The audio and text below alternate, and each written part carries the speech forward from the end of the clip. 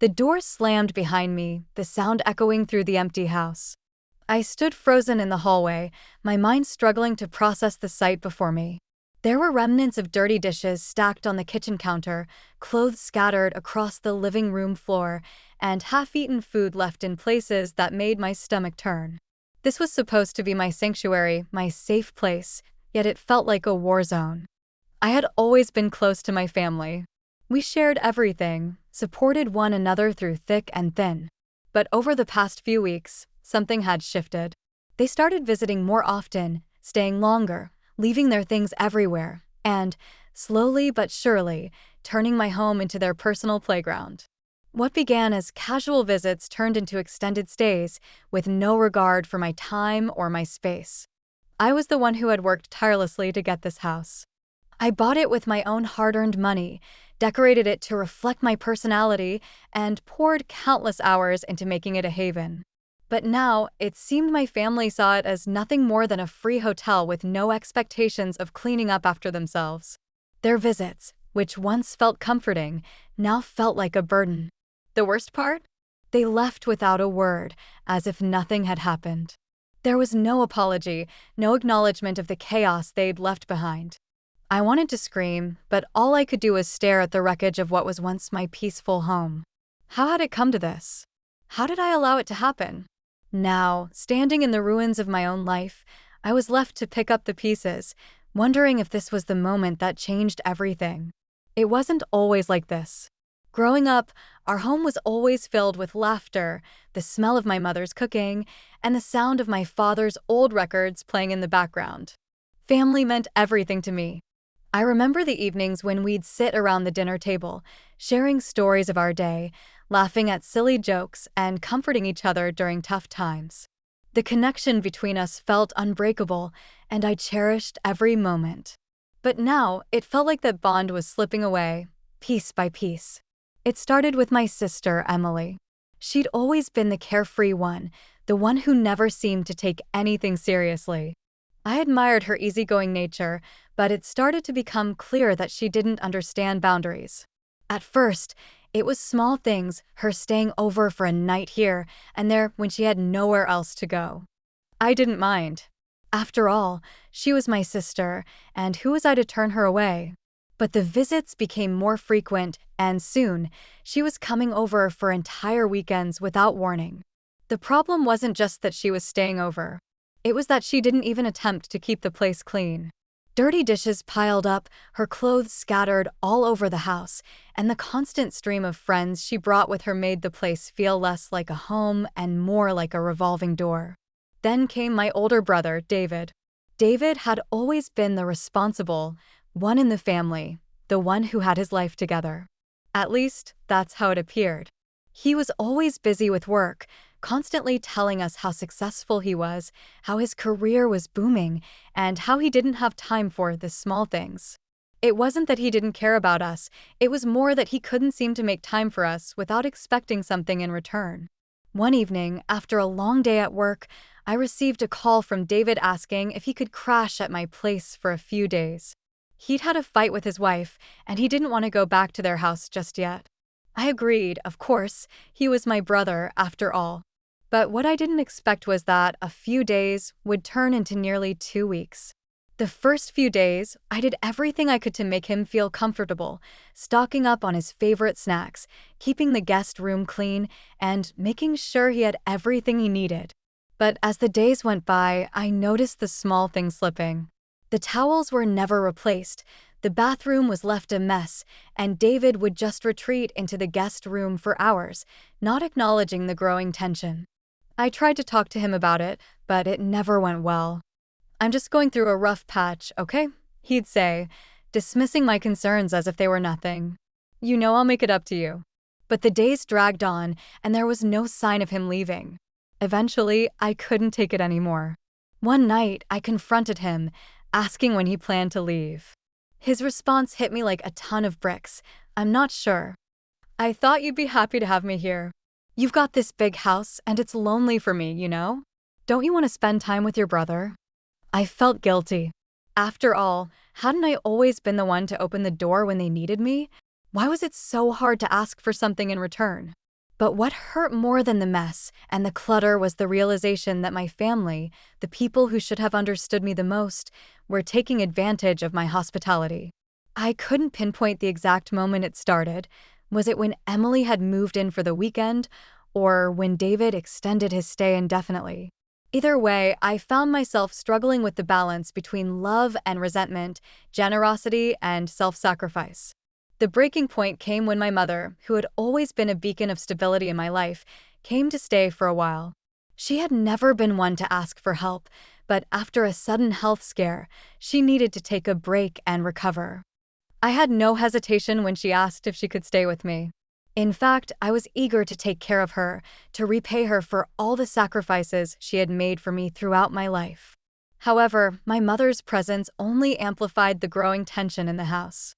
She, too, became part of the ever-expanding chaos. The house, once neatly organized, began to lose its charm. It wasn't because of her, it was because of the constant flow of people in and out. My home was no longer mine. It was a place where people came to seek comfort, but no one seemed to care that their actions were causing destruction. The problem wasn't that I couldn't handle it, it was that no one ever bothered to ask if I was okay with it. There were moments when I wanted to scream, to tell them to leave, but something always stopped me. It was the love that we shared, the memories that tied us together, the fear that if I stood up for myself, I would be betraying them. I couldn't understand why my family had become so oblivious to my needs. It wasn't that I didn't want them around. It was that I wanted them to respect the boundaries that I had set. It was the little things that mattered to me, having a clean home, a quiet space to unwind after work, not being treated like a free hotel. As the days went by, the frustration simmered beneath the surface. My home had gone from being a sanctuary to a source of stress. I was starting to feel trapped, as if my identity was being consumed by the demands of others. My family, once my biggest supporters, had become the very thing I needed support from. I wanted to tell them how much they were hurting me, but every time I tried, the words got caught in my throat. I wasn't sure if they would understand or if they would think I was being selfish. The issue wasn't just about the mess, it was about the imbalance of love and effort. I was starting to realize that my generosity had been taken for granted. And with every passing day, I felt the weight of it more and more. Would I continue to put my family's needs above my own?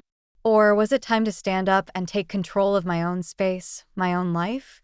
It was a question that lingered in the back of my mind, one that I knew I had to face sooner rather than later. The more I tried to ignore it, the more the tension built. I couldn't escape the feeling that something had shifted irreparably in my relationships with my family.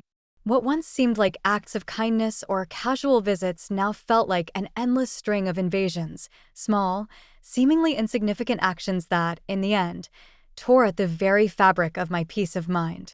At first, I convinced myself it was just a phase. It's temporary, I told myself. They don't mean any harm.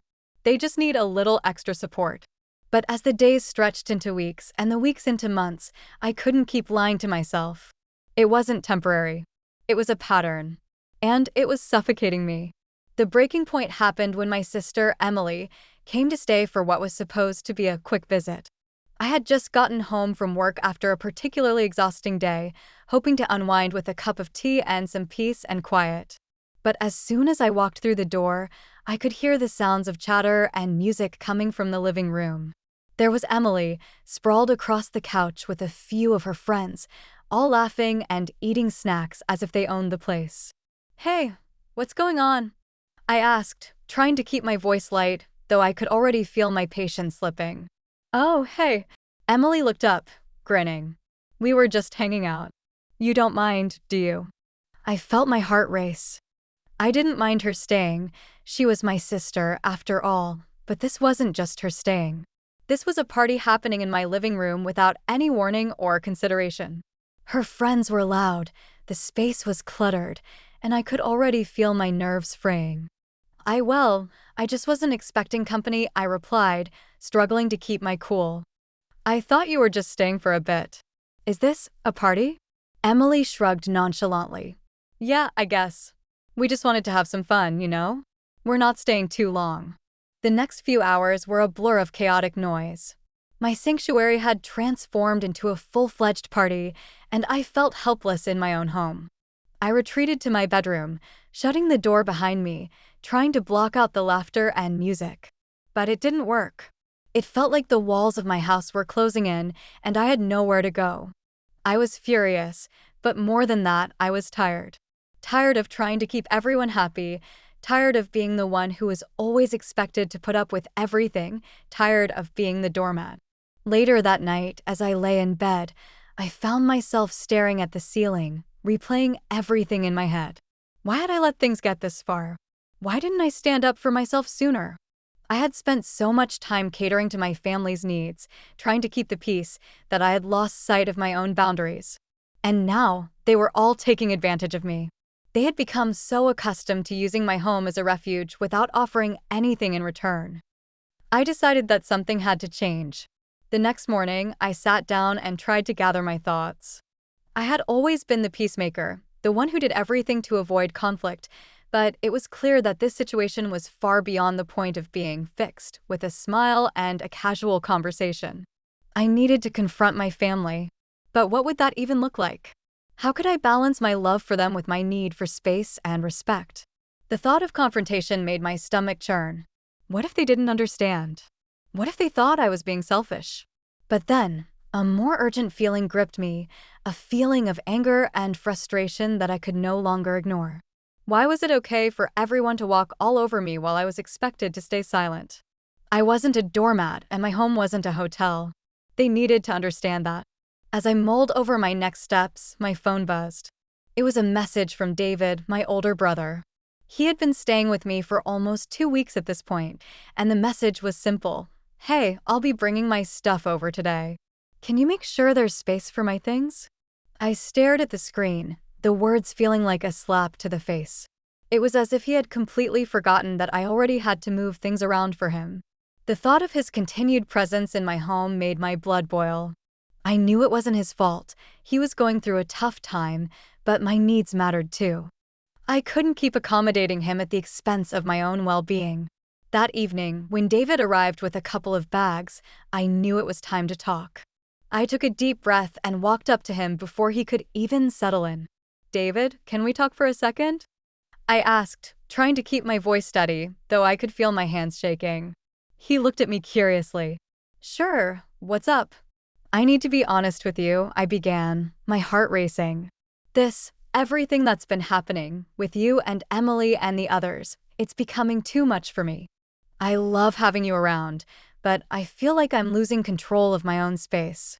It's not just about the mess or the noise. It's about boundaries. I need my own space, David. I need to feel like I can come home and unwind without feeling like I have to constantly play host. David's expression shifted from curiosity to defensiveness. I didn't realize it was bothering you so much. I thought you'd be happy to have family around.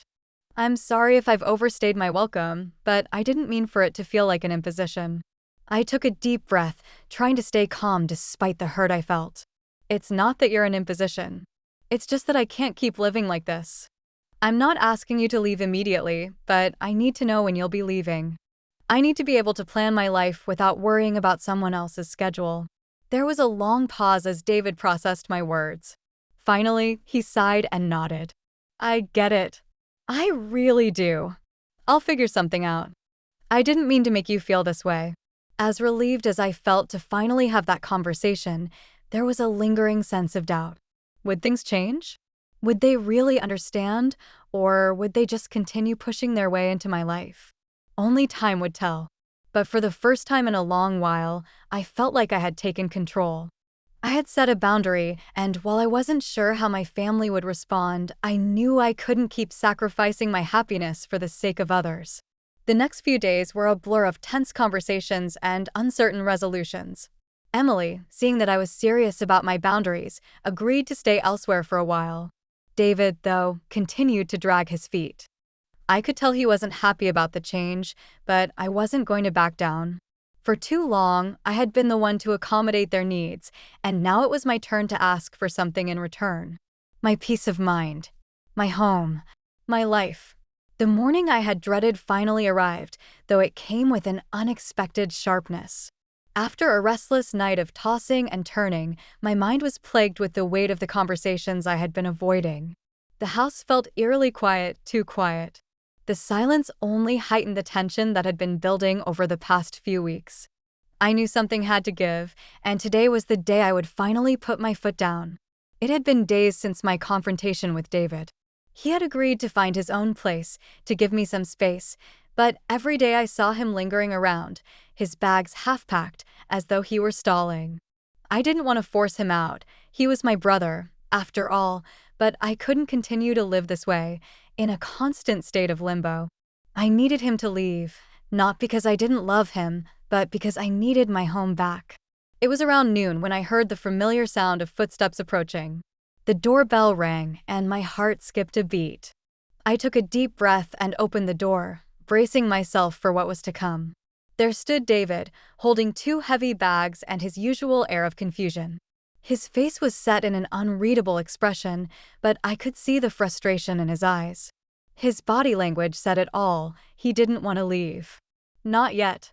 "Hey," he said, his voice soft but carrying an underlying tension. "Can we talk?" I swallowed, fighting the urge to shut the door and retreat into my room. I had spent too long letting these moments slip by without truly saying what needed to be said. I knew what I had to do now. It wasn't about being angry or vindictive, it was about standing my ground. "Sure," I replied, stepping aside to let him in. "We need to talk." As soon as he stepped inside, I closed the door behind us and turned to face him. There was no sugarcoating this moment. No easing into it. My heart pounded in my chest, but I knew this was the moment I would either reclaim my space or lose it forever. "I need you to leave, David," I said, my voice steady but firm, though I could feel the heat rising in my cheeks. "You've overstayed your welcome. I know you're going through a tough time, but I've been trying to make this work, and I can't anymore. You've had weeks to figure things out. I need my space back."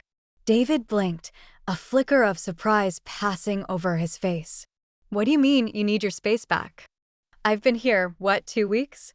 You're really going to do this now?"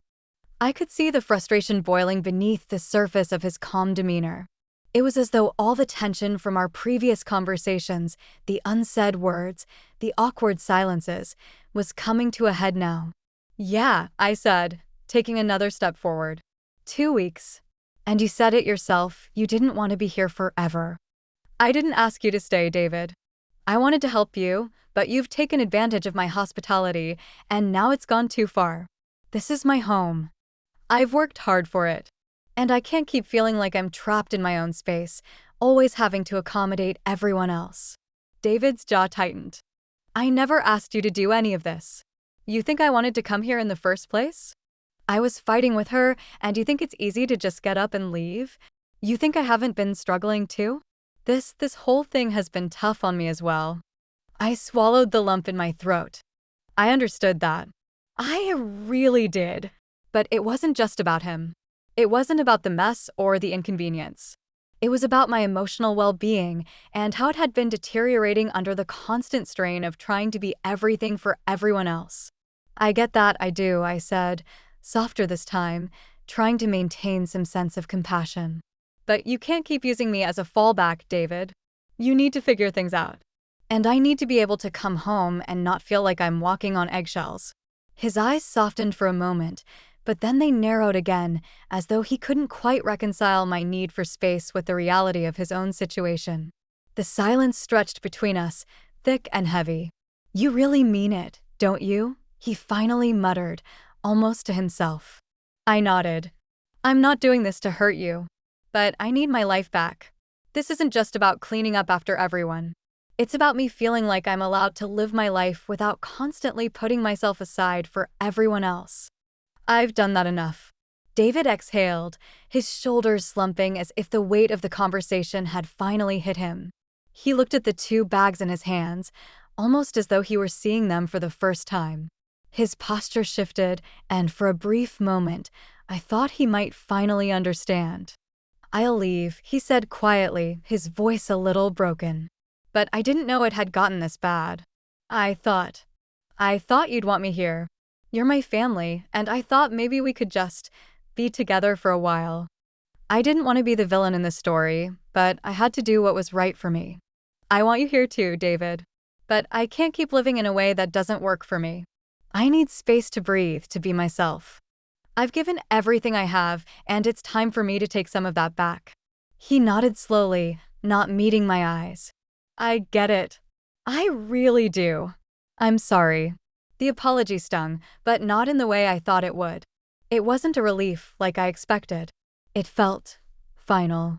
It felt like the beginning of something we both knew had been coming for a while, but hadn't had the courage to face. David turned to leave, his bags now in his hands, and I stood there, watching him walk out of my life for what felt like the last time. But as the door closed behind him, I felt something shift in me. A weight had been lifted. I hadn't just stood up for myself, I had taken control. My space, my home, my life were mine again. And for the first time in a long time, I felt a spark of hope that things could truly change. But it wasn't over yet. Emily still hadn't fully acknowledged the impact of her behavior, and I knew that our relationship wasn't going to be fixed overnight. But as I stood in the silence of my home, I realized something. This was the beginning of my own journey. It wasn't just about them anymore. It was about me finding myself again and learning how to take care of the person I had neglected for too long. It was the first step toward healing, and I was ready to take it.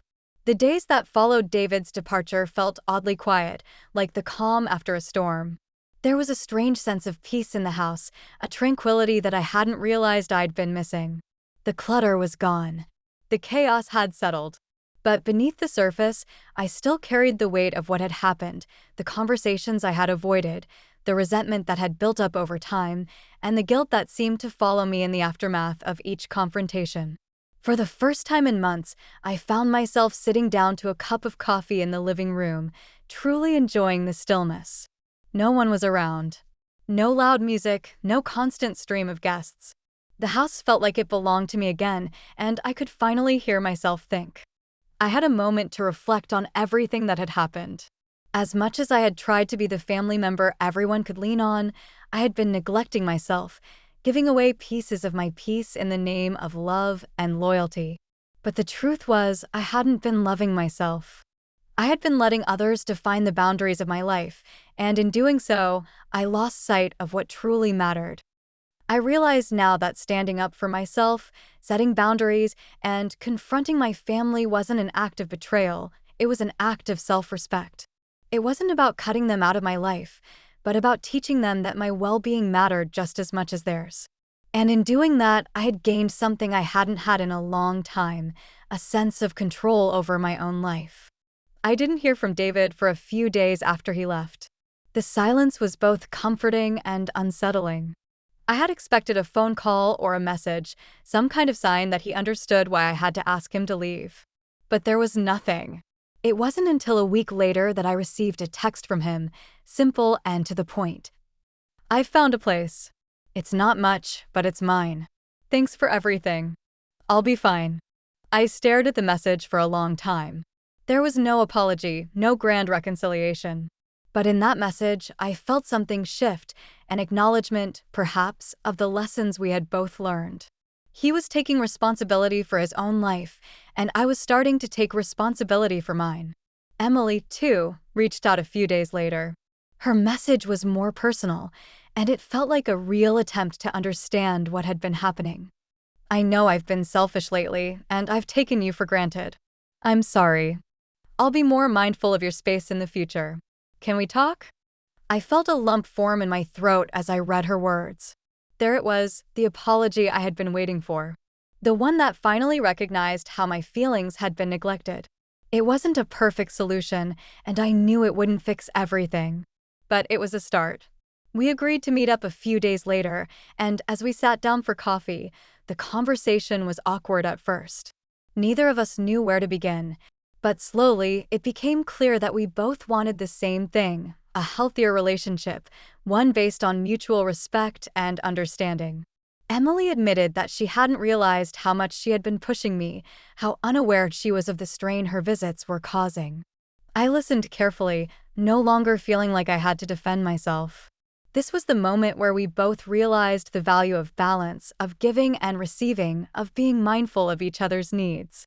It wasn't just about my space anymore. It was about our connection, our relationship as siblings. The resolution wasn't immediate or perfect, but it was genuine. The conversations that followed, while not always easy, laid the groundwork for a healthier dynamic.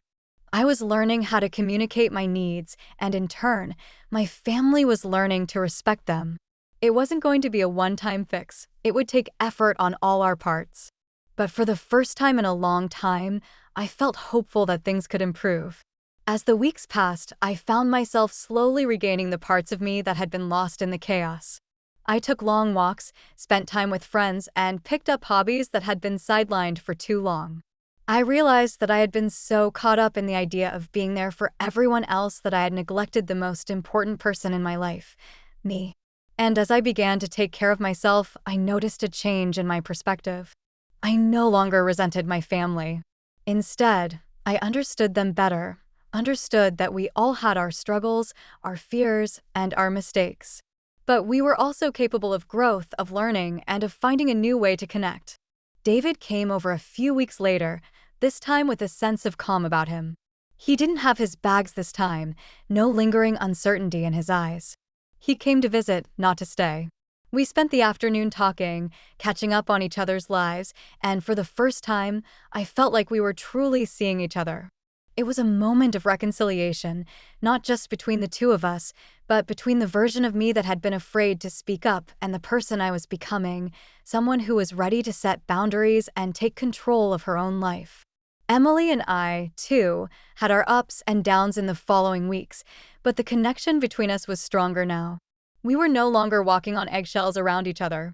We were learning to navigate our relationship with honesty and respect. And while there were still moments of tension, there was an understanding now that hadn't been there before. In the end, I learned something invaluable through this whole experience, that love doesn't mean sacrificing your own well-being, and that taking care of yourself doesn't make you selfish. It's about finding a balance, about recognizing that your needs matter just as much as anyone else's. And in setting boundaries with the people I loved, I had finally started to love myself in the way I had always deserved. The house, though quieter now, felt more like a home than it ever had. And as I looked around, I realized that peace wasn't something that could be given to me. It was something I had to create for myself. As I sat in the stillness of my home, the weight of the past few months slowly began to lift. The dust had settled, and so had my heart. The chaos, the mess, the tension, they were all behind me now. What was left was a quiet kind of peace, the kind that doesn't need to be earned, but simply embraced. I had taken control, not only of my space, but of my life. The house was still mine, but it no longer felt like an overwhelming responsibility. The sound of my own thoughts didn't feel like an intrusion, it was a luxury. I had rediscovered what it meant to live for myself, to prioritize my own needs, and to stop giving away pieces of myself until there was nothing left to give. There was still work to be done in rebuilding my relationship with my family, but that could only happen once I had learned to love and respect myself.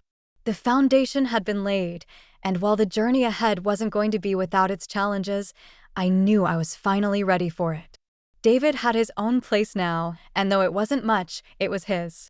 The conversation that had once felt impossible had opened a door to a new understanding between us. I had watched him take responsibility for his own life, and in return, I found the courage to do the same for mine. We still had moments of conflict, moments where the past crept in, but there was a newfound respect between us, a mutual recognition that we both deserved to live on our own terms. Emily and I had found a way to communicate, to truly hear each other. The apology she had given me wasn't the end of the story. It was the beginning of a new chapter for our relationship.